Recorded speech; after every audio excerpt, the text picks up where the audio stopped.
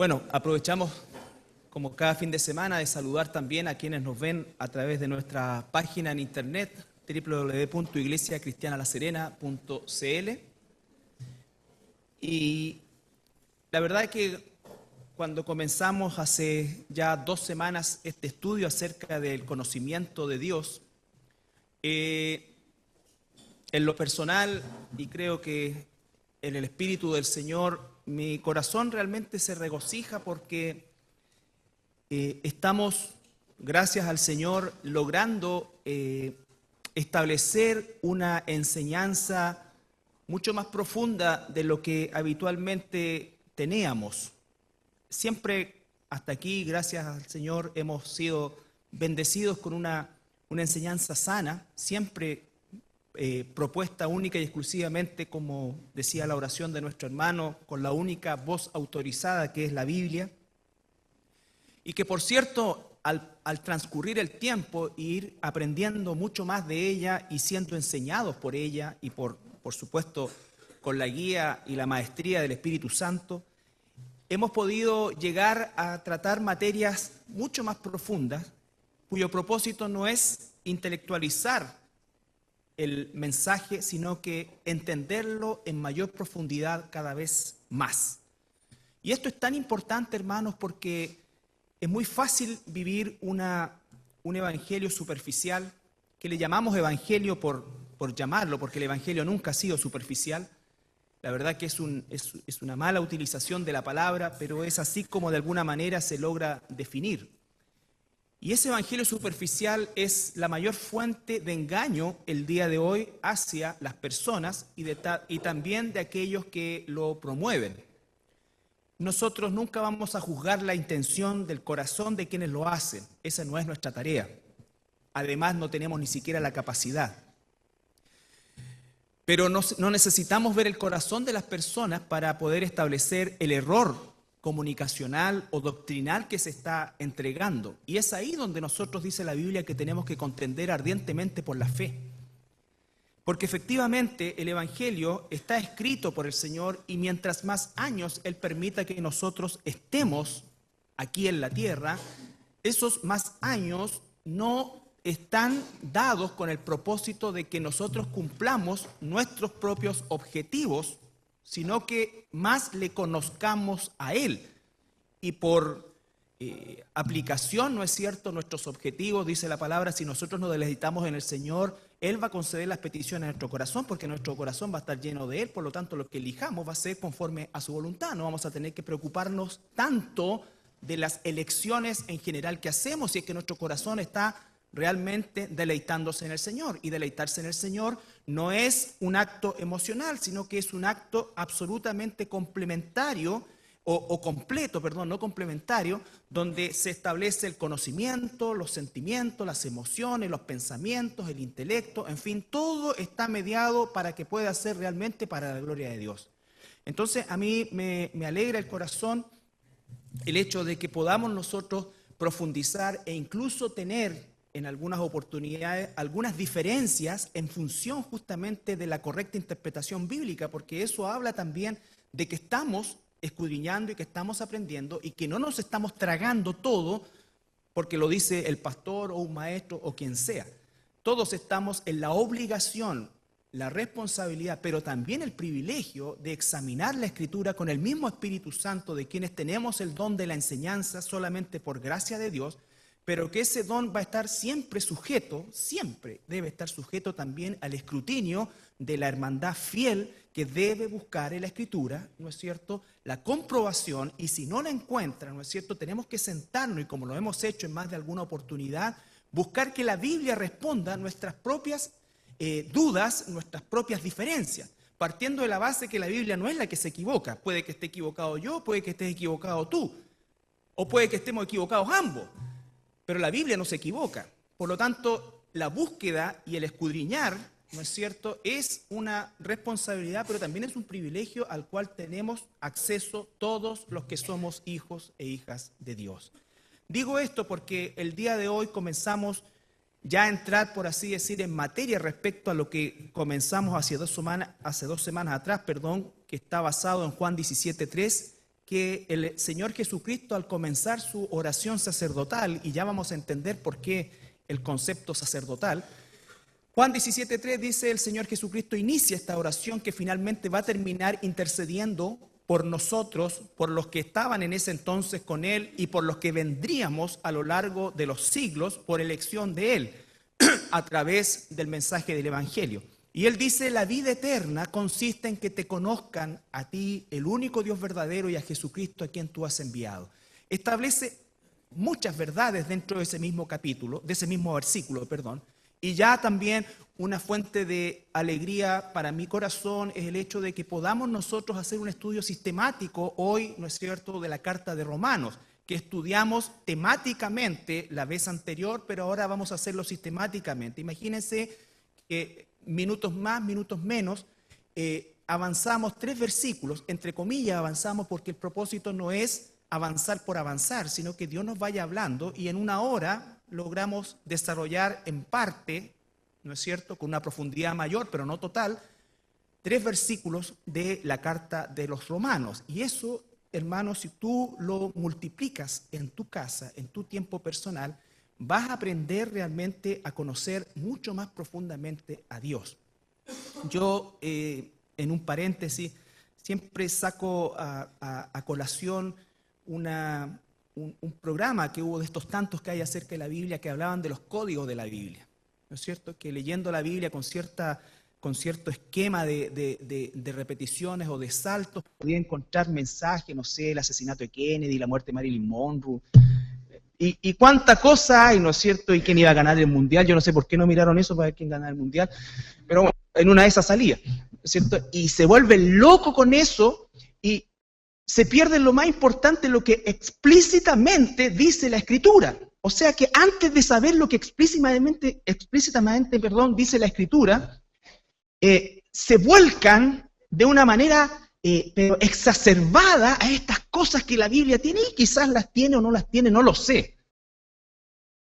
No lo sé. Hay rabinos muy famosos que se han dedicado a esto, ¿no es cierto? Y efectivamente yo creo que debe haber, o sea, la Biblia es tan profunda y nosotros le alcanzamos a sacar tan poco provecho que es probable que existan cosas más allá de lo que evidentemente hay. Pero el tema es que el grueso de la gente no tiene, y estoy hablando del pueblo de Dios, no tiene una mayor idea de lo que dice explícitamente la Escritura. Y eso es peligroso, porque esto no es la tabla de la Ouija, ¿ya? No es tampoco una bola de cristal para adivinar o decir cosas. Entonces, la importancia del estudio sistemático es justamente el establecer la importancia de cada palabra, de cada expresión, de cada aspecto cultural que rodea a ese versículo, porque la Biblia tiene, entre comillas, una doble autoría, porque por un lado tiene un solo autor que es Dios, y por otro lado tiene más de 40 autores que son seres humanos que fueron inspirados por Dios. Por lo tanto hay situaciones culturales, situaciones temporales que no podemos dejar de lado al momento de estudiar la Escritura. Entonces, las 2 semanas anteriores hemos revisado básicamente nosotros el aspecto de la revelación. Dijimos que había una revelación, que Dios se revelaba de manera general, ¿no es cierto?, a toda la humanidad, a todos los seres humanos, por medio principalmente de la naturaleza, por medio de la conciencia, eso que está dentro del corazón de cada ser humano, dentro de la mente de cada ser humano, que le dice y le comprueba y le afirma que hay actos que son efectivamente malos, aunque no esté escrito, aunque no esté legalmente establecido, pero el ser humano en su conciencia, que es puesta por Dios también, puede reconocer lo bueno de lo malo en un sentido. ¿No es cierto? En un sentido general. Aunque hoy día los seres humanos nos movemos más bien por lo que conviene y no conviene. No importa si eso es tan bueno o tan malo para alguien o para mí en cuestión. Lo importante es el asunto de la conveniencia. Pero de alguna manera existe algo interno que nos dice que algo está bien o algo está mal. Y eso viene de Dios. ¿No es cierto? Es una parte de la revelación general. Por supuesto que el tercer aspecto es algo también que está presente en la vida de todo ser humano. Las personas que rechazan a Dios, ¿no es cierto?, no mueren fulminantemente siguen respirando, siguen teniendo alimento, siguen teniendo, es decir, Dios, a pesar de que las personas actúan de una manera despótica hacia Él, ¿no es cierto? Dios concede por amor a su pueblo esa providencia de que dice el mismo Señor Jesucristo, que llueve sobre justos e injustos, que el sol sale para unos y para otros, que las estadísticas de muertes por cáncer son similares entre cristianos y no cristianos. No hay ninguna cosa que en definitiva escape a esa providencia en la cual caemos todos, tanto para las cosas buenas como para las cosas malas, ¿no es cierto? Y esa es la revelación general de Dios que, en definitiva, cualquier ser humano, ¿no es cierto?, con una mínima inteligencia pudiera saber que existe Dios. Que existe Dios. Por el solo hecho de mirar su propia vida, de mirar la naturaleza, de examinar que sin que le digan que algo está mal, sabe que hizo mal, y de saber que respira y su corazón está hecho para que funcione de manera automática, milagrosamente por Dios, ¿no? Que es una estupidez de hace 65 millones de años que esto se transformó en esto, y después primero eran pescados, después éramos lagartos, y algunos se quedaron con la cara de lagarto, pero nunca fuimos lagartos, y así, ¿no es cierto? Y de repente se nos empezaron a estirar las manos y agarramos la cuestión de arriba. Por favor, y eso es la estupidez más grande. O sea, eso sí que necesita, no fe, eso necesita ser necio. Y le ponemos los millones de años que queramos. Uno por allá sale 65 millones y el otro 73. ¿Y quién puede discutir la diferencia entre uno y otro? Y estamos hablando de millones de años, cuando escasamente sabemos lo que pasó hace 200. Hay algunos que están cuestionando el combate naval de Iquique y no cuestionan eso. Estás cuestionando si Prat realmente saltó, si Prat esto, si acá, si allá. Y eso pasó hace 120, 130, 150 años atrás. Y con el mismo, y esa misma gente con todo desparpajo dice hace 65 millones de años. Escapa a todo orden científico que parte con la observación. Nadie lo vio, por lo tanto ya partimos mal. No se puede repetir, seguimos mal. No hay mayores evidencias. Pero la gente lo cree. Entonces lo que estamos hablando es, en definitiva, que existe una revelación general que nos habla de la existencia de Dios. Mientras más se conoce la complejidad del ADN humano, por ejemplo, más increíble y perfecto es el diseño.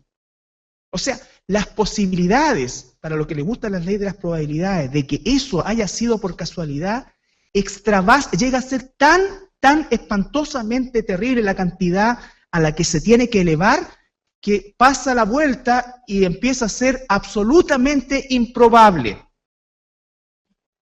Por lo tanto, nosotros sabemos por la ley que está escrita en nuestro corazón como seres humanos creados a la imagen de Dios. Sabemos por la naturaleza que Dios creó para que nosotros la administráramos. Y sabemos por la providencia de Dios, ¿no es cierto?, que hay un Dios.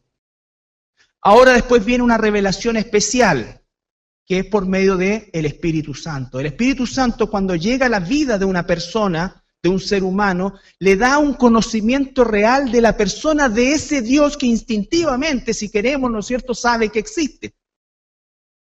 Tiene que esforzarse por negar esa existencia. Es como cuando la gente te pregunta, oye, a ver, pero ya demuestra que existe Dios. Tú tienes que responderle, oye, si el problema no es mío, el que tiene que demostrar que no existe eres tú. Y te van a sacar, bueno, y si Dios existiera no habría hambre en el mundo. Si Dios no existiera no habría esto. No sé. ¿Te das cuenta? Porque tienen en su mente el Dios de la religión, el Dios que tiene que estar dispuesto a cumplir todo lo que yo quiero. Y si no cumple algo de lo que yo quiero, o no cumple nada de lo que yo quiero, entonces no es Dios y tengo la posibilidad de cambiarme de Dios. Tengo el Dios de los musulmanes, tengo el Dios de los esotéricos, tengo el Dios de esto, tengo cualquiera. Y el que me lo dé, a ese le rindo culto. Por eso es que estamos llenos de idolatría, por eso es que hay estatuas de todo el mundo. Entonces, si tú levantas acá, te aseguro, mira, te aseguro que si nosotros en esa esquina de allá de la iglesia hiciéramos una estatua, compráramos, ¿para qué vamos a hacerlas? Camino allá a Guanaquero. Nos paramos a la orilla del camino y compramos una estatua, la pintamos, todo esto y le ponemos abajo San Joaquín y le empezamos a poner cositas y plaquitas. Mira, te lo doy firmado, se llena esa cuestión. Y si colocamos una fuente, pero ponemos solo monedas de 500, nos hacemos ricos. Porque San Joaquín es el santo de San Joaquín, po. No hay a tirar 10 pesos.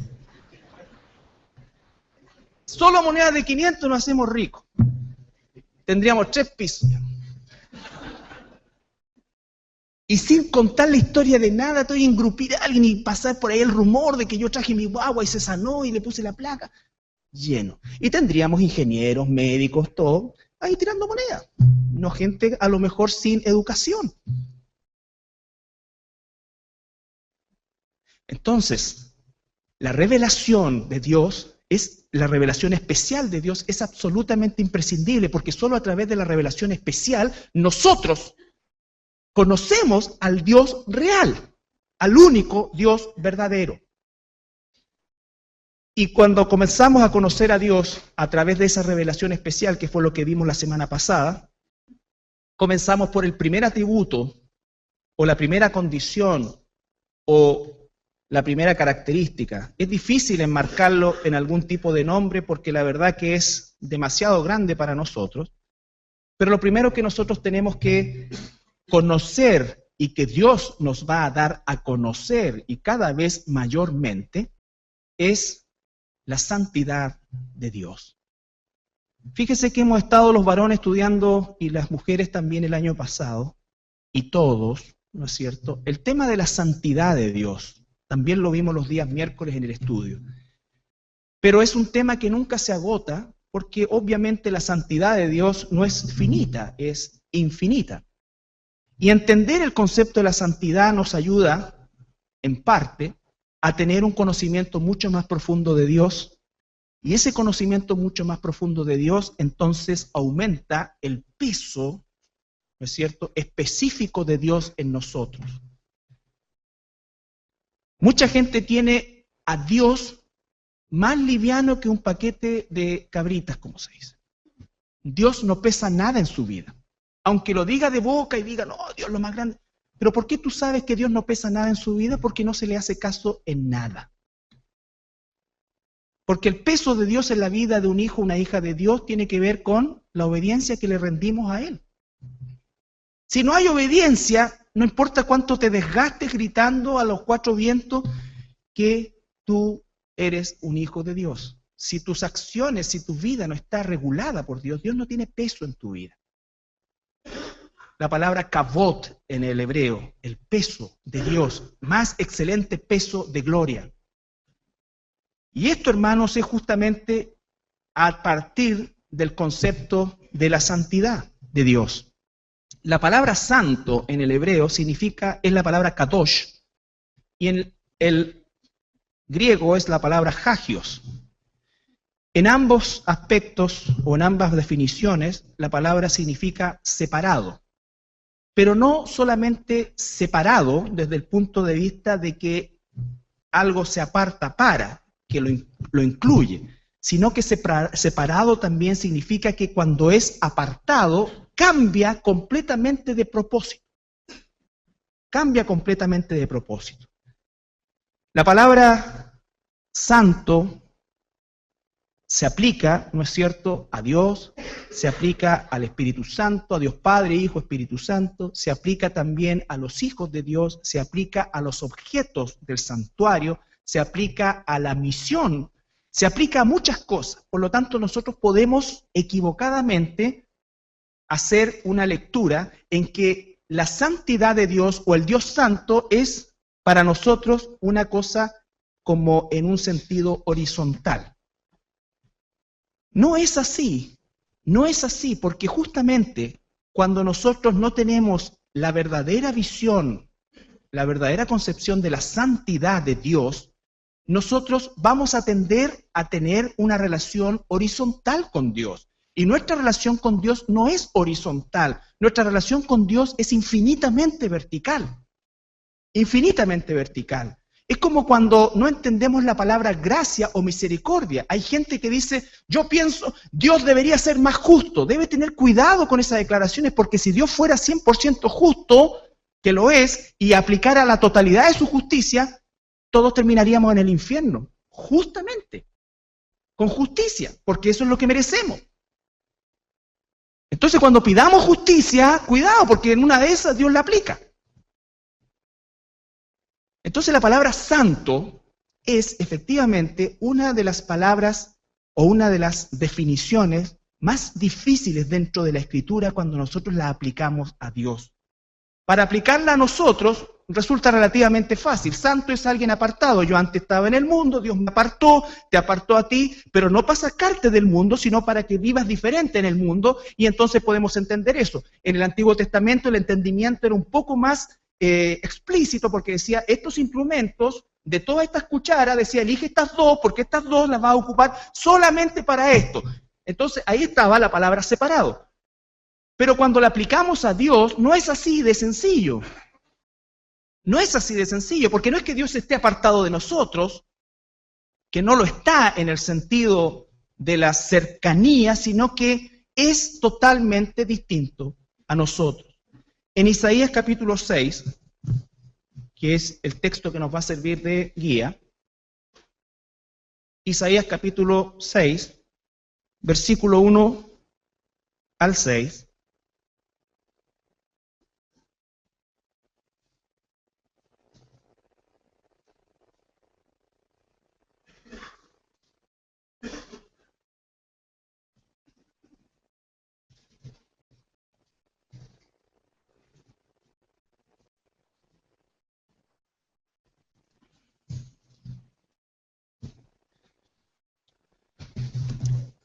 Isaías es probablemente el profeta más grande desde el punto de vista de la enseñanza. Isaías es el profeta que habla profundamente y largamente acerca del Cristo sufriente, del Cordero de Dios, pero también habla de la gloria futura, habla de la condenación hacia Israel y habla, del juicio hacia Israel y habla de la gloria de Israel futura, habla más que cualquier otro en términos apocalípticos en relación, ¿no es cierto?, a lo que va a suceder y también en relación a la gloria futura del reino milenial y del reino futuro. Por lo tanto, Isaías era un avanzado para su época y quizás el hombre más respetado dentro de la nación de Israel, desde el punto de vista de su oficio de profeta. ¿Qué es lo importante cuando nosotros hacemos la diferencia entre el profeta y el sacerdote? El profeta era aquel que recibía de Dios y hablaba al pueblo de parte de Dios. Por eso el profeta siempre decía, así dice Jehová. Y si no se cumplía, ese profeta moría. Dios dice, cuando está hablando de los falsos profetas, son gente que yo no llamé y gente a la que yo no le hablé, por lo tanto deben morir. ¿Ya? Eso nos habla de la justicia de Dios. No es que Dios sea drástico, es justo. Entonces dice, el profeta recibía de Dios y él hablaba de parte de Dios. Un profeta nunca decía, mira, yo pienso que, en mi humilde opinión, yo creo, a mí me late. No, el profeta decía, así dice Jehová, y tenía que cumplirse cada palabra. El sacerdote escuchaba, al pueblo, y el sacerdote iba e intercedía en el tabernáculo, en el lugar santísimo, a favor del pueblo, para que Dios perdonara los pecados del pueblo. El sacerdote del Antiguo Testamento. Por eso es que se le llama a Juan 17 la oración sacerdotal, porque Jesús está intercediendo por su pueblo. No por el mundo, sino por los que del mundo me diste, dice él. Entonces, son dos situaciones distintas. Y cuando hablamos del profeta, era la autoridad máxima. Lo que el profeta decía era palabra de Dios, no solamente en la idea, no solamente en la gramática, en el fondo, en la forma, y todo era palabra de Dios. Por lo tanto, cuando el profeta hablaba, el pueblo callaba. No como estos chantas de hoy día, ¿no es cierto?, que dicen, yo profetizo que Brasil va a salir campeón del mundo. O sea, primero meterse en una cosa de ese, con lo que a mí me gusta el fútbol, no crean que yo no me gusta el fútbol, me encanta el fútbol. De hecho, tenemos un trauma, y me perdonan ustedes, no sé, después de ver el Mundial y toda la cosa, ayer estaba viendo Barnechea con Calera. Volví a mi realidad. Pero metiendo las cosas en ese lado y más encima fallando y nadie le dice nada. Y el pueblo de Dios no dice nada. Otro allá que profetizó que Falcao sí iba a jugar el Mundial. Falcao todavía no juega ni por el Mónaco. ¿Y quién frena a esos mentirosos, falsos profetas? Porque se autoatribuyen ser profetas. No dice, ¿sabes qué? Yo de todo corazón deseo que... No, dice, así dice Dios. Usando la misma fórmula. Y aquí viene el tiempo de la gracia de Dios, porque no caen fulminados al tiro. Pero el que no caigan fulminados al tiro no significa que Dios lo pasó por alto. El tema es que la iglesia lo pasa por alto y lo sigue. Y los siguen. Entonces dice, en el año que murió el rey Usías. La muerte del rey Usías marcó el fin de una época muy buena para la nación de Israel. Pese a las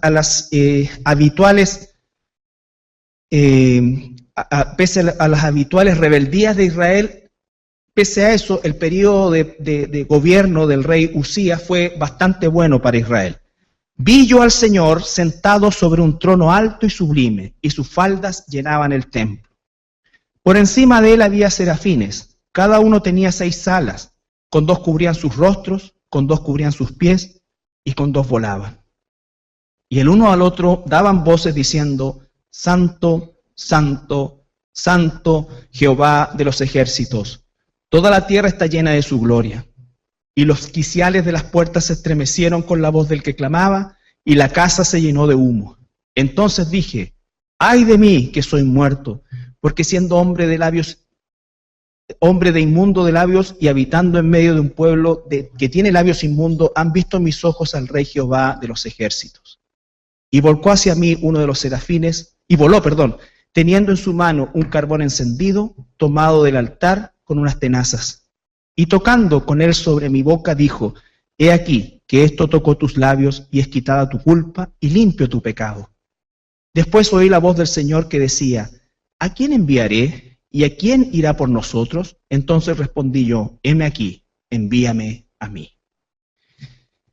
Esta es una escena gigantesca, muy similar a lo que el apóstol Juan ve siglos después. Es aquí Dios como que le corre el velo e Isaías logra ver la gloria de Dios y a Dios en su trono.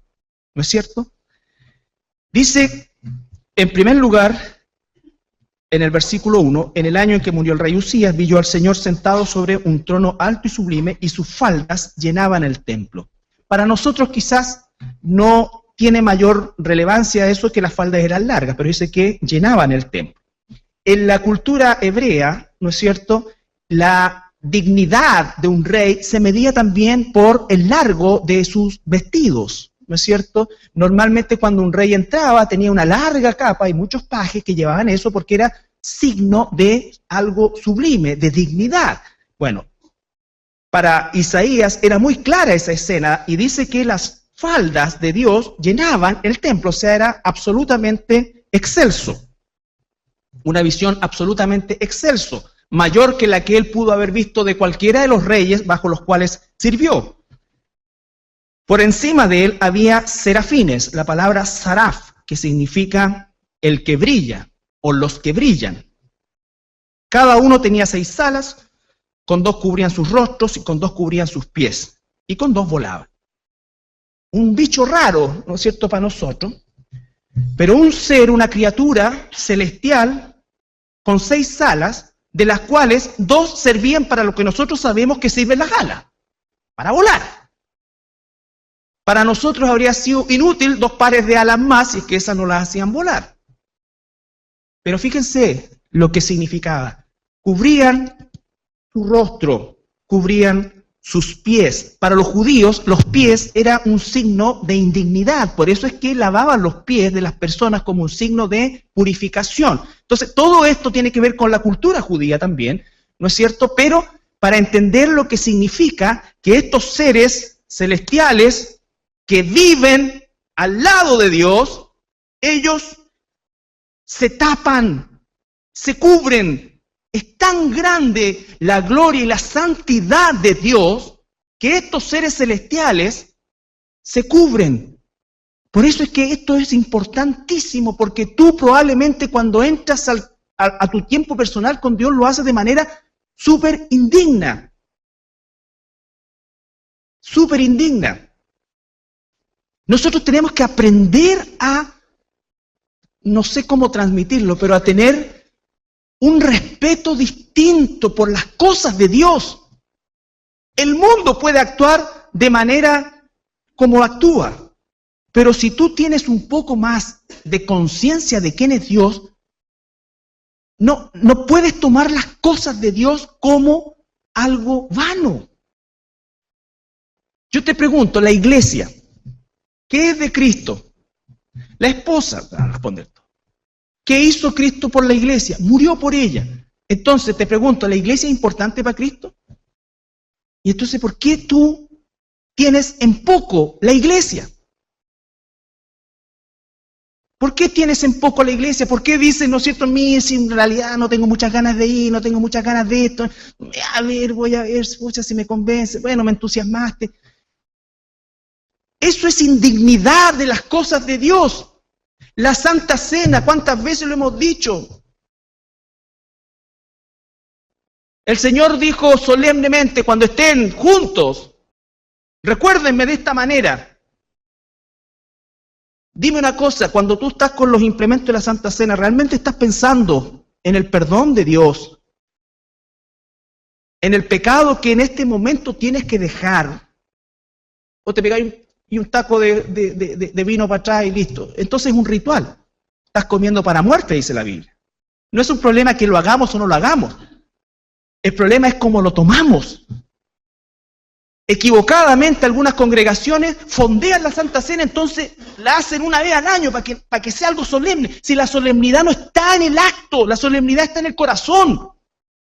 ¿De quién lo hace?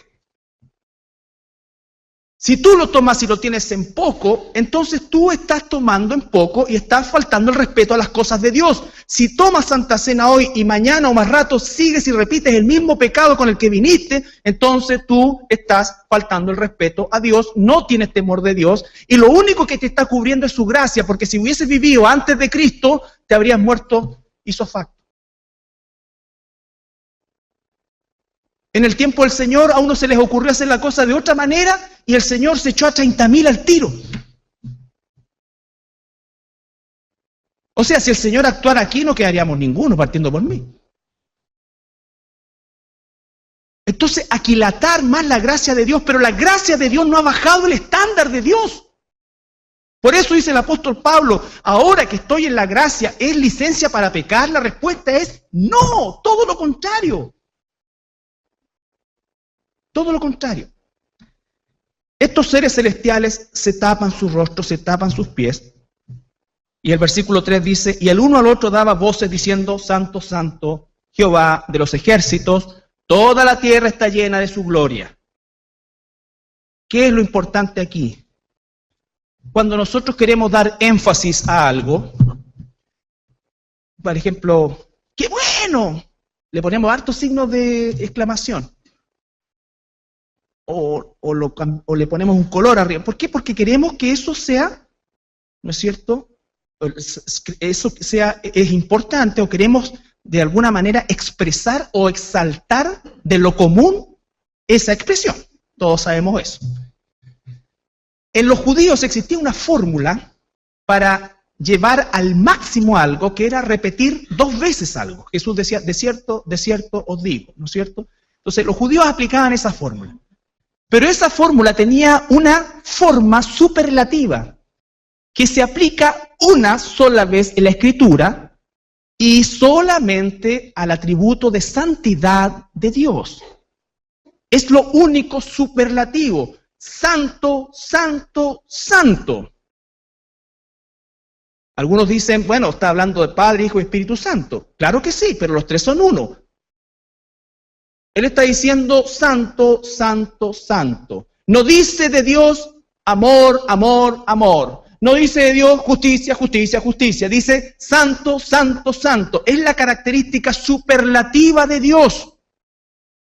Cuando nosotros hablamos de santidad o de santo en lo personal, significa que hay dos personas iguales, igual de pecadoras, igual de feas, igual de todo, y Dios dice, por su voluntad, voy a tomar a este y voy a dejar a que este siga nomás. ¿No es cierto? Esa es la voluntad de Dios. Él hizo una separación, pero entre dos cosas iguales. Cuando Él habla de la santidad, se nombra a sí mismo porque no hay nada igual a Él. Nada igual a Él. Santo, santo, santo. No es santo de todos estos utensilios. No es santo de estas personas. Es la idea que cuando tú estás ordenando cosas de valor, entonces colocas las de mayor valor en este lado y en este lugar las otras.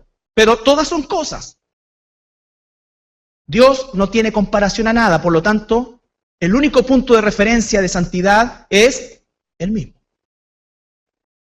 Él mismo.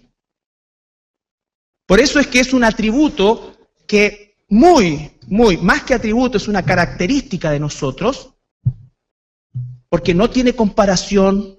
Cuando yo digo yo soy santo, que es verdad, no significa que soy como Dios, ni tengo los atributos de Dios, ni nada, sino que simplemente se me aplica la definición horizontal de que Él me separó por una razón que yo no merecía, sin que yo tenga ningún mérito, por el puro afecto de su voluntad. Nada más. Pero cuando se refiere a Él, entonces Él dice santo, santo, santo, porque el punto de referencia no existe más que Él. Más que Él. Entonces, cuán grande es la santidad de Dios es realmente gigantesca. Recuerda, inmedible. Por eso es que este estudio se llama Conociendo a Dios. Porque Dios no es tu compadre, no es tu partner, no es tu amigo. Claro, Él actúa como amigo, pero primero conócelo bien, porque si no le vas a faltar el respeto. A un amigo tú le llamas, oye, es que esto es medio lata, viejo, no vamos a jugar, dejémoslo para otra vez. Pero Dios no es así, no es que nosotros cuando si le decimos, es nuestro amigo, que lo es, lo empezamos a tratar así, ¿o no? Señor, puta, es que puta, tú me entendí, puta.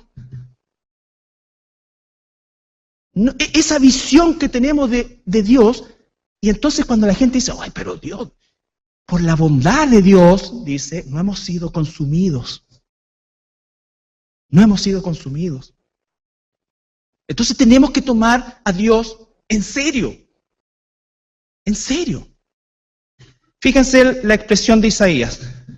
Perdón, primero el versículo 4. Y los quiciales de las puertas se estremecieron. O sea, objetos inanimados llegaron a temblar con el canto de estos seres. Y la casa se llenó de humo. Entonces dije, ay de mí, que soy muerto.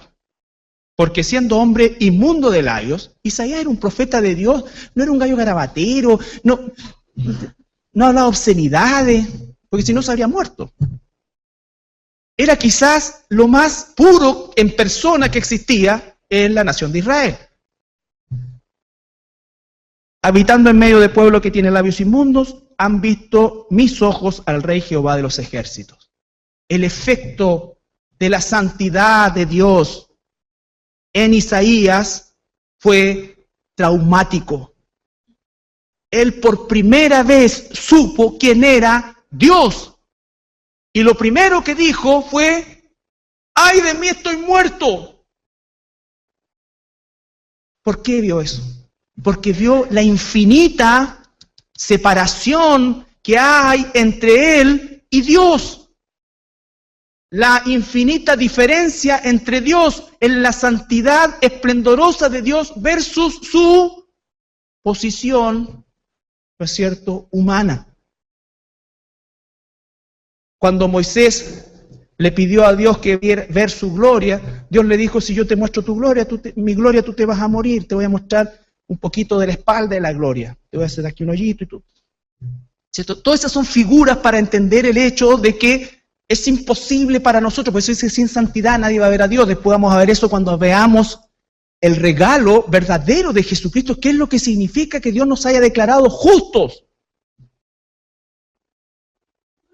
¿Qué es lo que significa que Jesucristo nos haya declarado justos y santos? Entonces Isaías dice, ay de mí que estoy muerto. ¿Por qué? Porque siendo, primero que nada, hombre, ser humano, de por sí caído, él no dijo en ese momento, yo soy el profeta de Dios, yo estoy más capacitado para ver a Dios que cualquier otro. Esto no va a tener el efecto que puede tener en otro, sino que él inmediatamente reconoce su condición. Ahí supo realmente quién era Isaías y supo realmente quién era Dios. Eso es lo que quiero que nosotros aprendamos, hermanos, que sepamos realmente quién es Dios. Porque cuando sepamos un poquito quién es Dios, un poquito más de lo que sabemos hoy de quién es Dios, te aseguro que nuestra vida no sigue igual. Nuestra vida gira en torno a nosotros, si tengo tiempo, si quiero, si me puedo, si esto, si acá, si esto, si tengo el auto, si hay bus, si hay locomoción, si hay si tengo plata, si esto, si me sobra. Esa es nuestra forma de vivir, entre comillas, nuestro cristianismo. Y eso es una mentira. No es así. O tú vives como Cristo dice, o no vives como Cristo dice. Vamos a ver el efecto de no hacer las cosas como Dios dice en el Antiguo Testamento y después en el Nuevo Testamento, y ver cómo la gracia muchos la transforman en desgracia. Muchos la transforman en desgracia, porque creen que como no mueren al tiro, como no les pasa nada, como puede seguir la cosa caminando, es como que Dios pasó por alto. Dios tiene tanta gente que preocuparse, pase piola. No. Se va a caer eso cuando entendamos bien la omnisciencia, la omnipresencia de Dios. Entonces, Isaías declara que él siente el peso, el kavod de Dios y se da cuenta de su condición. Versículo 6. Y voló hacia mí uno de los serafines teniendo en su mano un carbón encendido, tomado del altar con unas tenazas. Y tocando con él sobre mi boca, dijo, he aquí que esto tocó tus labios y es quitada tu culpa y limpio tu pecado. Cuando Dios ve a Isaías, no actúa diciéndole las tres formas en cómo nosotros tendemos a actuar frente a estas cosas. Cálmate, Isaías, no le pongas tanto. No le pongas tanto. Pareces un fanático. Cuando nosotros decimos, oye, pareces fanático. O sea, que para ti todo es Dios, Dios, Dios. ¿Le han dicho eso? Si no te lo han dicho, es porque te pareces más al mundo. Dios no le dijo eso. Tampoco le dijo, sufre, Isaías, chamúscate. No, porque vio el arrepentimiento.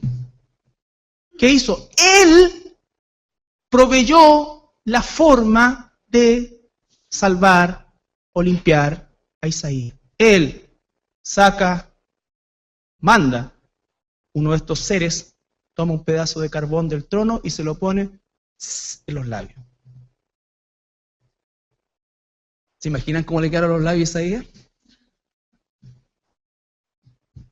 No pasa eso. No pasa eso, porque Dios no estaba dañando a Isaías, estaba purificando a Isaías. Y le dice, y tocando con él sobre mi boca, dijo, he aquí que esto tocó tus labios. ¿De dónde venía eso? Del trono de Dios. Isaías no fue a lavarse la boca con jabón, no había nada a su alrededor, no se echó ácido muriático, nada, porque no hay nada que pueda limpiar a un ser humano que no sea Dios. Que no sea Dios. Exactamente lo que pasó con Adán y Eva cuando ellos pecaron, ellos se cosieron hojas. Dios no aprobó eso, el ser humano no puede cubrir su pecado ni menos expiar su pecado. Dios los cubrió con la piel de un animal y para que haya habido piel de animal tuvo que haber un sacrificio. Entonces es Dios quien nos cubre. Por eso es que no sirve si las personas te mandan a rezar 50 Padre Nuestro, 40 Ave María. ¿Qué fórmula es esa? Cuando la gente va al tercero ya está pensando en el partido, en cualquier otra cosa. Si no es Dios quien limpia nuestro, y por último, el que tiene sotana ahí, no siempre me dice, te absuelvo tus pecados. Préstame, yo te absuelvo a ti y tú me absolves. Absolvámonos mutuamente. ¿Qué clase es? Eso es la mentira más grande. O sea, con un poco de inteligencia tú te das cuenta que eso no puede ser, que no es efectivo. Entonces, Dios limpia los labios de Isaías. Y después que pasa este fenómeno gigantesco, después que Isaías ve la gloria de Dios, después que Isaías es limpiado por Dios, después de su arrepentimiento, recién Isaías dice en el versículo 8, después oí la voz del Señor que decía, ¿a quién enviaré y quién irá por nosotros? Y recién Isaías dice, heme aquí, estoy disponible, envíame a mí. ¿Cuánta gente hace cosas? Por eso es que todo este activismo de la iglesia actual es tan poco productivo y es tan superficial y es tan carnal, porque son puras actividades salidas de la carne y la ejecuta gente carnal, gente que ni siquiera tiene una imagen correcta de Dios, gente que lo único que busca es atraer gente. Son personas carnales, atrayendo, por supuesto, a gentes carnales. Todas estas actividades que abundan de todo tipo. Y no estoy en contra de las actividades, estoy en contra de cómo es que las personas reemplazan eso por la búsqueda de Dios. Porque Dios tiene preparado para nosotros de antemano ya lo que vamos a hacer. Él tiene, dice, obras preparadas de antemano, para que todo aquel hombre, mujer de Dios esté preparado para toda buena obra, las que Él preparó de antemano. Entonces, si nosotros nos ponemos a decir, mira, oye, podríamos hacer esto, y podríamos hacer, y empiezan a nacer, y de repente nacen ministerios. Y los que lo forman desde los líderes para abajo son todos carnales. Todos carnales. Y comienzan a predicarse un evangelio superficial. Que Dios es amor y te perdona si le importa, si esto. En Dios no hay disciplina, no hay ninguna cosa. Nada. Porque Dios es amor. Ese torcido amor. No importa lo que tú creas, lo importante es tu corazón. Dios ve tu corazón, Dios ve que le ama. No lo ama. No lo ama. Son puros sentimentalismos. El amor de Dios y el amor por Dios no es así. No es así. Entonces, el cuidado que debemos tener nosotros es de no conocer a Dios y de tratar de hacer cosas para Dios sin que Dios me las haya pedido. Y peor aún, sin estar capacitado por Dios. ¿Y cómo es estar capacitado por Dios? ¿Ir a una escuela de misiones? Capacitado por Dios es conocer a Dios y Dios te dará todo lo que tú necesitas. Por eso es que las escuelas de misiones, no estoy juzgando intenciones, salió un verso, no estoy juzgando intenciones, estoy diciendo solamente que se nutren de puro entusiasmo y por eso el 85-90% de quienes entran en esos lugares no cambian nada ni cambian nada.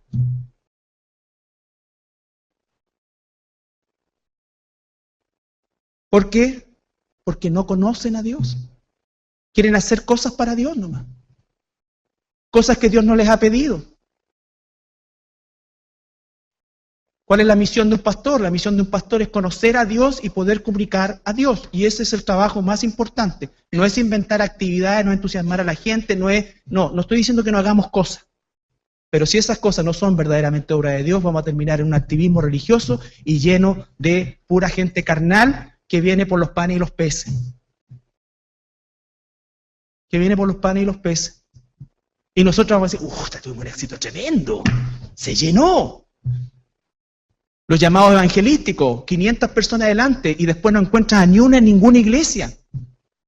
Pero son salvos según nuestra fórmula. Por eso el camino es angosto. Métanse eso en la cabeza, el camino es angosto. Y la elección de Dios no se equivoca. Cuando Dios es el que toma a un ser humano, ese ser humano es sobrenaturalmente transformado. Le gusta sobrenaturalmente lo que antes no le gustaba y desecha aquello que sí era lo que le llevaba. Es como cuando conversamos nosotros. ¿Por qué te gusta estar en la iglesia? Porque me gusta estar. ¿Por qué te gusta estar con tus hermanos estudiando, leyendo la Biblia y compartiendo la Biblia? Porque me gusta. No estoy haciendo algo anormal. Es normal dentro de lo sobrenatural. Por eso es que el verdadero cristiano es una perla escasa. La perla de gran precio es una perla escasa. Por eso digo que cuando venga el rapto, muchos de los que están acá se van a quedar. Y se los digo con dolor. Porque ustedes tienen que examinar su vida, al igual que yo. Tienen que examinar su vida. Si ustedes son religiosos, si ustedes son solamente de la boca y dicen ser cristianos cuando en realidad no están ni ahí con las cosas de Dios y no conocen al verdadero Dios y pueden tener una vida completamente disociada de la voluntad de Dios, yo les digo, examínense ahora que hay tiempo. Busquen a Dios mientras pueda ser hallados si son hijos de Él. Si no son hijos de Él, se están engañando y quizás esta sea la oportunidad al conocer realmente de Dios el momento en que Dios los llame. Nosotros tenemos que llevar a la gente, como se dice vulgarmente, al área chica. Porque si le predicamos así por la pista de atletismo, nomás, no, Dios te ama, Dios te ama, Dios te ama. Vamos a estar llenos de gente que cree que Dios es casi como el Hello Kitty. Es como esponjosito, y es tan tierno. Isaías lo vio y dice, caí como muerto, voy a morirme. Eso nos falta, por eso no hay temor de Dios.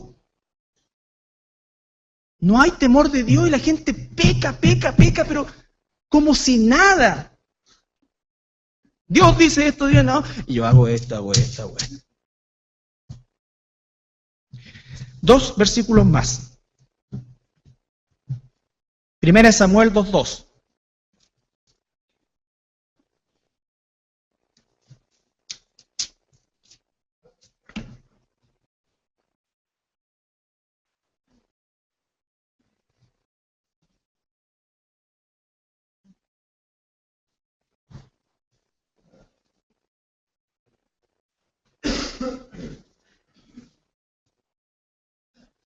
Primera Samuel 2:2 dice, no hay santo como Jehová, porque no hay ninguno fuera de ti, y no hay refugio como el Dios nuestro. No hay santo como Jehová, no hay santo como Jehová, porque no hay ninguno fuera de ti. Por eso es santo, santo, la única forma de comparación es el mismo, santo, santo, santo. Isaías 40:25.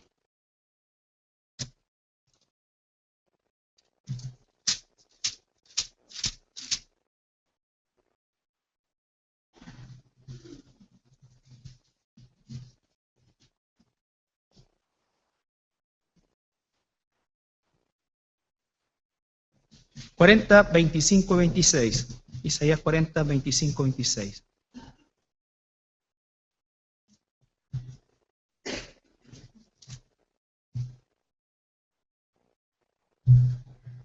¿A qué pues me haréis semejante o me compararéis, dice el Santo? Levantad en alto vuestros ojos y mirad quién creó estas cosas. Él saca y cuenta su ejército, a todos llama por sus nombres, ninguno faltará. Tal es la grandeza de su fuerza y el poder de su dominio.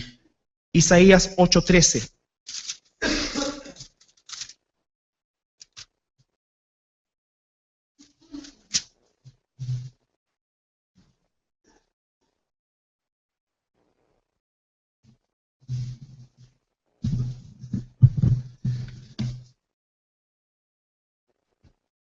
O a Jehová de los ejércitos, a Él santificad, sea Él vuestro temor y Él sea vuestro miedo. La palabra miedo ahí es morá en el hebreo, que significa terror.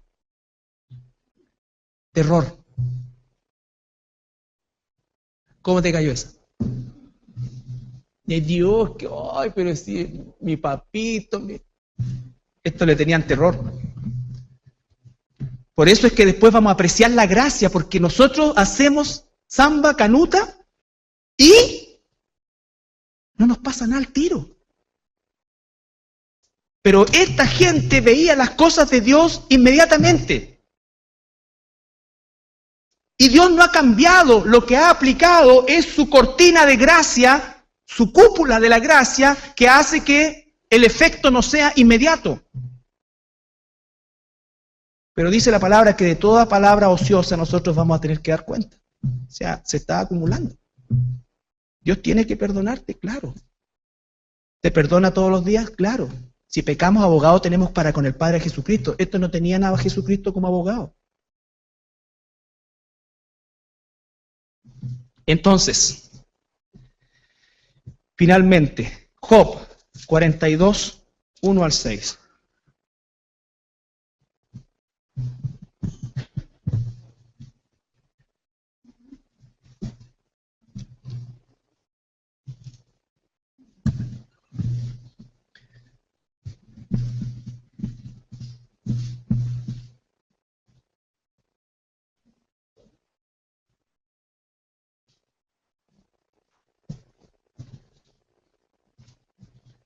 Job 42, 1 al 6.